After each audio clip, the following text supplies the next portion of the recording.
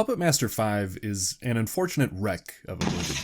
It's a direct sequel to Puppet Master 4, taking place only days after the events of the fourth film, and continuing the story of Rick, Susie, and, in some capacity, Lauren.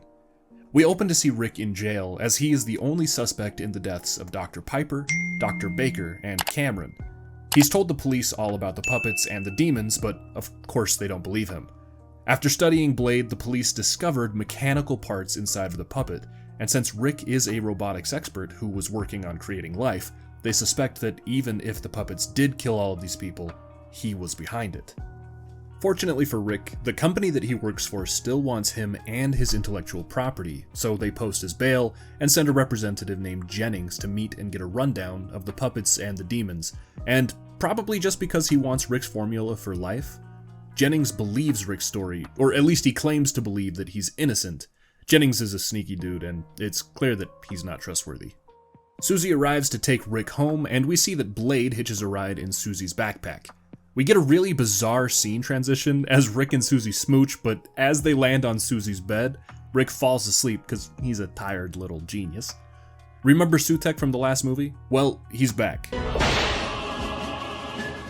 But instead of sending a bunch of minions this time, he chooses only one vessel to absorb all of his evil. My special child, my ultimate creation, will be awakened from his slumber. This demon is clad all in gold, and Sutek finishes a ritual on it, giving it all of his powers and basically making them one.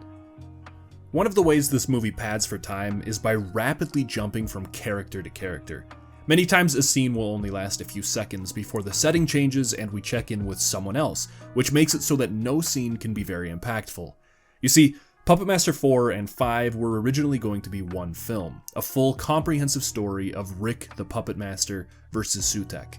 But decisions were made and the story got split in half, giving us two short films that feel pretty half-baked instead of one well-thought-out movie. In the fourth film, I think they did a better job of hiding the lack of a full narrative, but this movie was far more obvious with its struggle, as filler scenes are frustratingly common and incredibly obvious, especially once they enter the Bodega Bay, but that's a bit later. Now, we see Jennings meet with some representatives from the Pentagon. They want to use the company's advances in AI as weapons and will fund any future projects, as well as gift Jennings with a good sum of cash for his cooperation. We get some pretty funny ADR. What do you think? Don't touch me. And then we hear Jennings make a phone call to a man named Hendy to help him in retrieving the puppets. Rick has a weird dream about Susie going goth. Greetings, Puppet Master. Oddly enough, this is my favorite scene in the whole movie. I think it's pretty creepy and intriguing, and there's something about the red of the water contrasting with the black of Susie's makeup and hair that got me interested in where the story was going. Unfortunately, it never really delivers. Rick wakes up and Blade shows himself, which makes Rick realize that his weird dream must mean that something is wrong and he'll need to go get the other puppets. We then see what Jennings is up to. He gets a gang together to go to the Bodega Bay to retrieve the puppets as well. The gang members are kind of goofballs. They reminded me a lot of the Wet Bandits from the Home Alone movies, only somehow even less effective in this movie, and they're called Jason, Hendy, and Scott. The Wet Bandits split up to search the entire hotel, while at the same time Sutek puts the finishing touches on his demon, so you just know that things are going to go wrong for all of these weirdos. Go forth and destroy!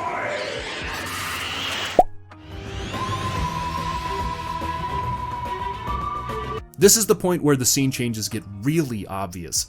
For the sake of storytelling, I've put a lot of the scenes together where the movie has them separated by other character scenes, but just know that every decision between each of the bandits is punctuated by us seeing what Susie or Rick is doing. I know a lot of films do this sort of thing to give a sense of time, like what are unrelated characters doing at the same time as others, but the scene separations really are excessive here. Jennings will go up the stairs and then send the others to another floor. Then boom, we gotta see what Susie is doing for 5 seconds. Then Jennings decides that he needs to get the bandits back together, only to tell them to separate. Then boom, we see Susie try to call Rick for 2 seconds. Then back to the bandits, then back to Susie, then back to the bandits, and guess what? Jennings needs to meet with them all again. It's rapid fire, and it's poorly written, so I'm going to just help move past that. Susie checks up on Lauren, who has been going in and out of a coma due to her psychic link to Sutek or something. But when Susie calls to check in on Rick, he doesn't answer, making her worry and leave to go find him. Of course, as soon as she leaves, Lauren sees Sutek finish his ritual and she jolts awake. Although the next time we see her, she's back in her comatose state, so ignore that, I guess. Rick enters the bodega bay with Blade shoved in his jacket. When he calls for the other puppets, they don't reply, and Blade wanders off to go find them.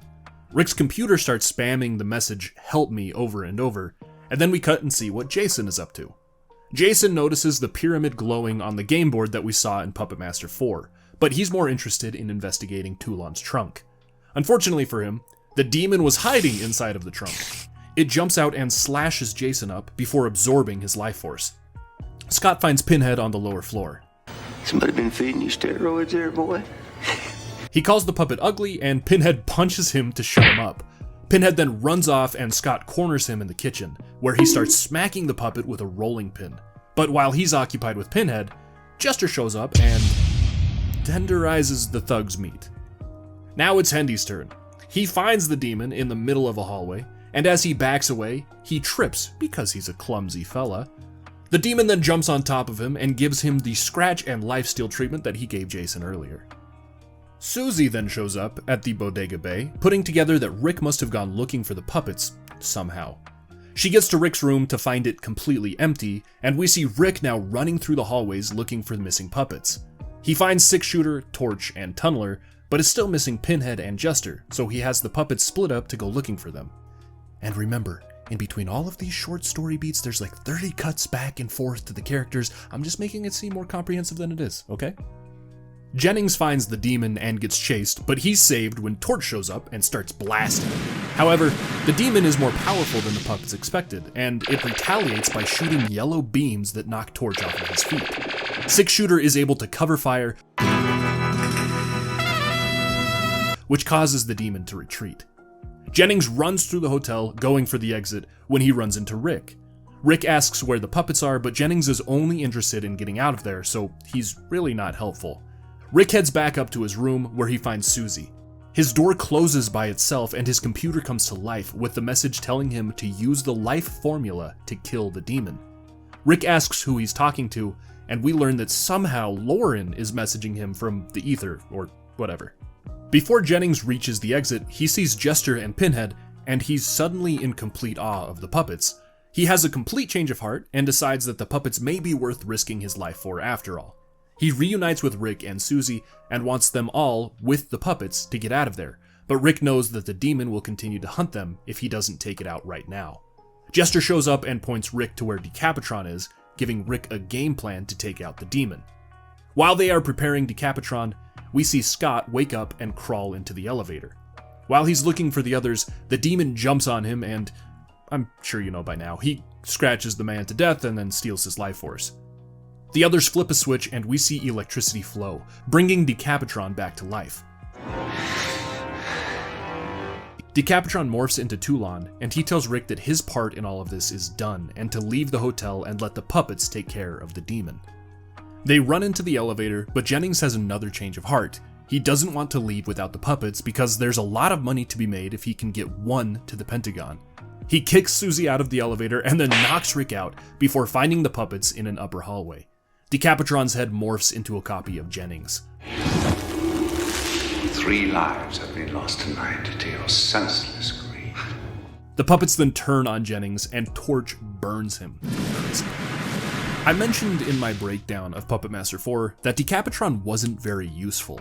He was kind of built up only to be used in like one scene with one head, but he's definitely better in this film, which I think is another issue that was caused by splitting up these movies. We see Decapitron put on another head to scan for the demon. He tells the other puppets that the demon is after Rick and they don't have much time. The demon finds Susie and the unconscious Rick, but Decapitron gets there before the demon can do any damage. Using his Tesla coil head, Decapitron zaps the demon, allowing Rick and Susie to escape. The epic battle between the demon and all of the puppets begins. The demon seems to be too powerful, but after just a few hits his powers quickly diminish. He decides to retreat and summons a portal to hell for him to jump through. Decapitron zaps that portal with all of his power, which causes an explosion that knocks all of the puppets out and crispifies the demon. Sorry. Your reservation's just been canceled. We then cut to a little while later where Rick has taken all of the puppets back to Susie's place. Toulon speaks to him one more time, saying that the future is his and to guard the Puppet Master's secrets. And that is where this movie ends. Overall, this movie along with Puppet Master 4 were really disappointing. I'm sure there's an easy way to edit the two films together, and if you did that and got rid of all of the filler nonsense, I think you'd have a really fun and enjoyable arc of Rick becoming the Puppet Master and taking down Sutek. Like I said, the things that bothered me most about these films was the amount of filler scenes and characters that they inserted. I know the charm of these movies is how the puppets creatively kill other puppets or humans, but especially with the Wet Bandit trio, the characters didn't really add anything to the story. In fact, they were hardly even characters at all. Like, Hendy wears a baseball uniform, and his whole character is summed up in 2 lines about how he likes baseball, and he's far more of a character than both Jason and Scott, who are just around to die, hardly even getting speaking lines at all. Jennings was a bit of a burnout character as well, but I think he could have been salvaged if he was mentioned or shown in the 4th movie for even just a scene or 2. I did like Decapitron a lot more in this film than I did in the previous one, and it's always a joy seeing the puppets roam around and fight, especially Torch, he's my favorite. But it's sad to see the potential of these 2 films without having it fully realized. Thank you for watching, and I hope you enjoyed this review and breakdown of Puppet Master 5. With this video, we mark the 1-year anniversary of the Writers Blockbuster channel, and I started it with Puppet Master 1, so it felt right to end it with Puppet Master 5. The growth of this channel and the support that I've been receiving has been incredible, so I just want to extend a thanks to everyone. Just really, it's heartwarming to see all the comments roll in from people saying how much they love these movies and how much they appreciate the videos that I've done. I've always had a big passion for film and for storytelling, and so making these videos has been really a great time for me, allowing me to explore a lot of passions that I kind of thought were at the wayside of my life. So here's to another great year, and once again, just thank you. Now, stay safe out there and happy watching. Bye-bye.